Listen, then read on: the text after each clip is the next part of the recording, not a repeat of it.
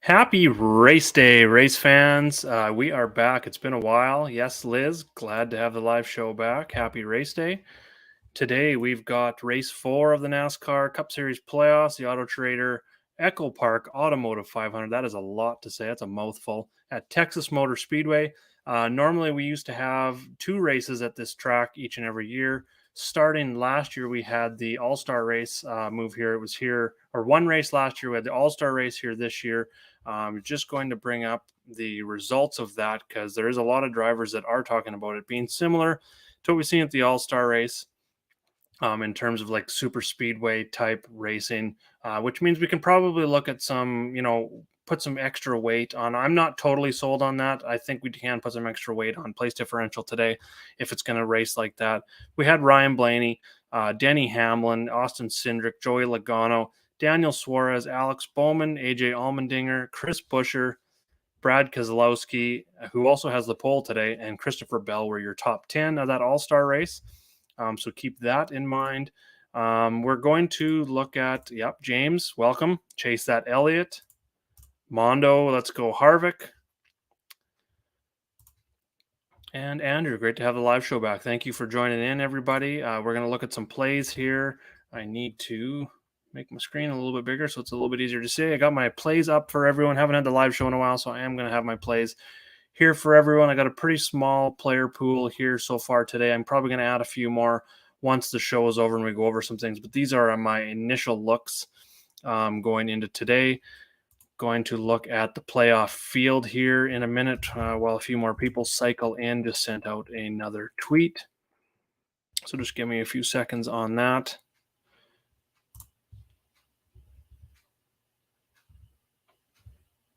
All right. So looking at how things line up here, we have Brad Keselowski on the pole. He's down here at 6,800, 6K on FanDuel. He's done quite well here at Texas. And like I said, not even just 3 top 10s in his last 3 races at the half mile race. Oh, and the Vikings missed a field goal. Sorry, back on football here for a second. Just a little disappointing as I'm watching that right behind my screen here. God damn, 2 missed field goals in that game. Hope you're not betting the over so far. 3 top 10s in his last 3 Texas races for Keselowski. Starting on the pole, he did well in the All-Star race as well, top 10 there. So it's 4 straight top 10s, you could say, for Keselowski here. It really, for that price, you don't necessarily need all the, like if we're look back at the Texas history here real quick, Larson dominated the last race here last year. That was the non-All-Star from the pole, 256 laps led. Byron led 55 from the 12th starting spot. I don't think we see the 256 laps led or anything. I'm probably more in the range of looking at 3 dominators in kind of that 40 to 60 range, something like that, and then kind of mixed in with a whole bunch of other guys kind of in that 10 to 20 range, probably 5 or 6 guys is kind of the way I see it playing out today. But I think Keselowski could be one of those early on. If it's going to race like a super speedway, he's really good at those, as well as, like I said, 4 straight top 10s here at Texas. So that kind of lines up there. Now, if we go over and look at the DK Fantasy Matrix, we can I can take 5X out of a guy that's, kind of in that sub 8K range. So that's only 34 points. So he doesn't even need dominator points, and he can kind of get there, 5X return and about a 5th, 6th place finish. He can get even to a 6X return with a 2nd place finish. So he doesn't even need to win the race, and he can get you 6X. So if he gets out there and gets you, say he's one of the guys that gives you 40 laps led, let's just say even 10 projected fast laps, he can get there at 6X, kind of right around that, just a top 10. So definitely going to be a core play for me today. My top value play, probably going to change him to green, just kind of doing that math here. So I definitely like that. I think that makes a lot of sense. Joey Logano starting 2nd. He's done well here. Obviously 30th last year wasn't great, but in the playoffs. But he's had a lot of success here, as you can see, at Texas. He was good at the All-Star race. He's starting 2nd, and he was also the fastest car in practice in terms of 5 and 10 lap averages. 4th in, if you're looking just at that 1 lap time, fastest lap in that practice. So definitely on board with Joey Logano in the 2 spot. Him and Keselowski, used to be teammates. So they kind of got that connection. They did well in super speedways together. I think both can have good finishes today. Definitely core plays for me. Joey Logano was actually my one and done pick today. And then moving on, Ryan Blaney, I think Logano's teammate in the 12. I think he makes a lot of sense starting 14th. He was 7th in practice, 7th in 5-lap averages out there, under 10K, gives you the place differential. Even a 4th place finish gets you double-digit place differential there. So I think the upside and the floor is there for him. Christopher Bell starting 22nd makes a ton of sense. He was only 21st, 13th in 5-lap averages in practice, but starting 22nd. For him to pay off that high price tag, he needs 51 points for a 5X, which is only like a 7th place finish. 62 points, which is a 2nd place finish, will get you a 6X return. And if he gets up there and leads a few laps, the upside is going to be even higher than that. So that makes a lot of sense. Easily my top pay up here, which does make it tough to kind of make a case for these other guys. You got Chase Elliott starting 6th, Kyle Larson starting 9th, Hamlin starting 8th. Out of those guys, Kyle Larson was the best in practice. He also won the race here last year as well, so keep that in mind. He would be my favorite. If you're fading Bell, which is going to be tough today, Kyle Larson is definitely on that radar as the guy that I will pivot to, but I'm going to be starting my lineups pretty much what you see here with Bell, Blaney, Logano, and Keselowski. That's a nice 4-driver core right there. I'm actually going to bring up DraftKings. We're going to plug that in and just kind of see what that's going to leave us for salary left over after we plug that in. So just give me a couple seconds here. I'll get my DraftKings up. Blow that up a bit. Okay, so we're going to go Bell and Blaney and Logano and Keselowski. 7,200 average there. So that is really fair. Definitely like that here, because then we can start looking at probably one of Bowman or Jones. I think makes sense. Jones probably, if you're playing cash games, I think Jones makes sense of that extra 10 place differential there. And if we go look at, he's been good here, and this is obviously going to be a mix of 2 different teams that he's raced for, but that's a lot of top 10s, even a 12th here last year. He was pretty good in practice, 5th best single lap time, 10th in 5-lap averages. Bowman was even faster. He was 3rd overall fastest lap, 2nd in both 5 and 10-lap averages. So both of those guys make sense. Probably lean Jones and cash, Bowman and GPP, but I do and probably will have lots of both of them. Harrison Burton and Ty Dillon. So now if you throw one of those, let's just say we go and throw Bowman in there, that leaves you a 6K. So that takes us down. I don't mind Ty Dillon or Harrison Burton here. Those would be my 2 favorite value plays, kind of under Keselowski. Burton was best in practice, 12th overall, 8th in 5-lap averages. Ty Dillon was 23rd overall, 21st, but he's starting 32nd, so I'm not really worried about that little lack of practice times. He's also done well here. He's kind of got a median finish of about 22nd, 21st, and if we go look at the matrix here, take a 5X from a guy at 5,400. And that is kind of in that 24. That's right in his median range, actually. So he actually gives us some upside as well. Burton comes with a little bit more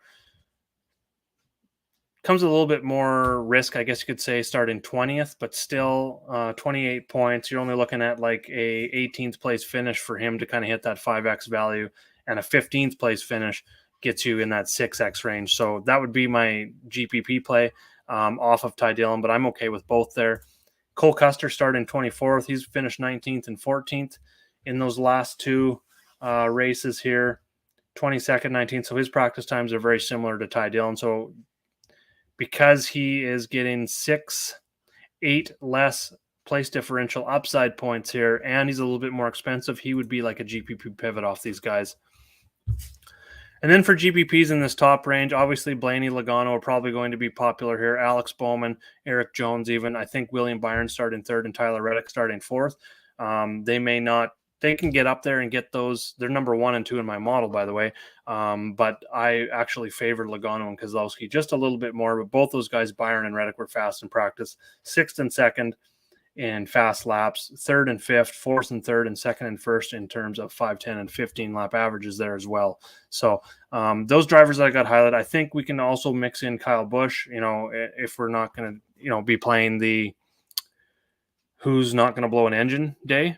That was quite frustrating. Been quite frustrating the whole first round for Kyle Busch, to be honest. Two blown engines in 3 races when he had a good cars both those races as well. Should be in the next round of playoffs, but he's looking on now to Richard Childress Racing and getting into that number 8 car next year. And I can see some big things coming from him there. But starting 18th, I think we can definitely consider him today. He's had a good track record here at Texas as well. So I'm actually going to highlight him blue there as well. Coming down, Harvick starting 23rd makes sense. He wasn't really showing it in practice either, but look at that track record. He's got like top 5s, 8th or better in 9 of his last 10 races here. So that makes a lot of sense. You get that place differential value there. And if it's going to play a little bit, it's going to play out like a not restrictor plate, but a super speedway kind of race. A little bit, you're going to see those place differential plays gain some ownership as well. Not really into Bubba Wallace here, but Harvick would definitely be on my radar as well. If you're not looking to, Logano and Keselowski gives you those guys that are sitting 1-2. So you may not want to go that route. You may want to just load up on place differential. I'm going to have a mix, to be honest. Like I said, most of my core lineups are going to be looking for probably 3 possible dominators in them mixed in with 2 high-end place differential plays and then kind of like a median play in there as well. Corey LaJoie, Liz, can make sense. He's had some success here, 25th or better in 3 straight, 20th or better in 2 of those 3. I'm actually just going to bring up that all-star race and just kind of see what his results were there. I somehow deleted it off my screen. Race results. Okay, so we are... Oh, he wouldn't have been in the All-Star race. Duh. Okay, so he wasn't in the All-Star race, so we don't have that data. But as for his Texas data, it's definitely there. I like that. He's also got a top 5 in the 7 intermediate races this year as well. It can definitely make sense. He wasn't there in terms of practice, but again, not totally concerned there about practice times. I think Ty Dillon's probably going to be the chalk starting 32nd. LaJoie might even get more ownership than Burton, to be honest with you. I'm not on LaJoie myself, but I could definitely see it if you're playing, upwards of 10, 20, 30 or more lineups. He would definitely be someone I would mix in there. But I'm probably running 3 lineups, I believe, today. It depends how much time I get after this. But Ty Dillon and Burton are going to be the 2 that I'm going to be running kind of down in this range. But I wouldn't fault anyone for wanting to get Corey LaJoie in those lineups at 5,200.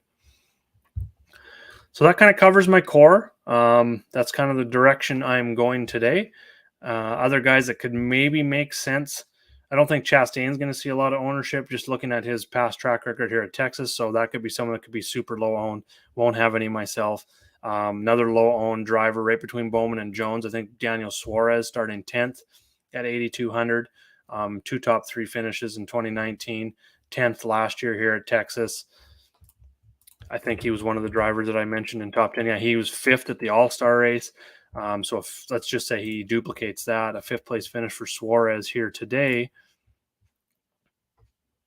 is going to give you 44 points, which is kind of between that 5-6x. So totally doable. I think that is a fine GPP pivot off of Bowman and Jones. Even Harvick starting 23rd in those place differential plays today. So Chase Briscoe could probably make sense starting 30th if you're looking at. There's some definitely more risk there with Briscoe, but starting 30th gives you some place differential there as well. That pretty much takes care of it. I'm going to log off here, go build some lineups, going to yell at the Vikings for a little while, and I will talk to you all in Discord chat if you got any more questions. Thanks for tuning in, and we'll see you next week.